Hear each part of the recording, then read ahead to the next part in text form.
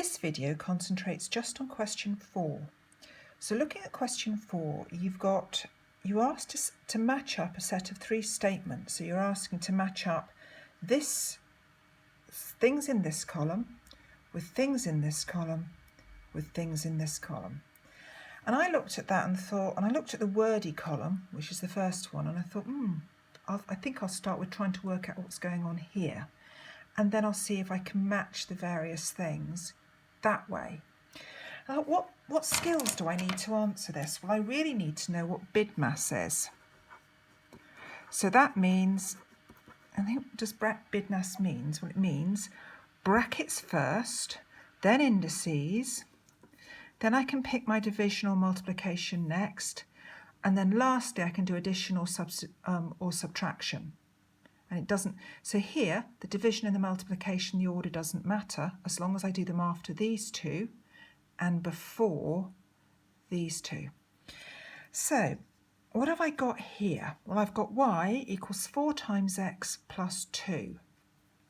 So I then had a look, so if that's 4 times x plus 2, I looked here and it said to find y, multiply the x by 2. Well, that's not multiplying by 2, so it can't be that one. To find y, multiply the x by 4 and add 2. Well, I said this was multiply the x by 4, then add 2. These two link. Yay. So these link. Now, this column is working out what the value will be. So, when x is 5, y is 6. Well, if I do 4 times 5, I get 20, and I add another 2, I get 22. So I know y can't be 6. But hang on. X is 5 in all of these. I've got an answer here of 22. Y is 22. So if I substitute 5 in, I get 22, which is this answer here. So I just look down the list. Okay, let's have a look at this statement. This statement is 4 brackets x minus 2. So I'll do the brackets first. So the first thing I did in the brackets was take x and took 2 off it. Then I multiplied my brackets by 4. So we know it's not going to be this one. This one says to find y, multiply the x by 2. Well, the first thing I did wasn't multiply it by 2. I took off 2, so it can't be that.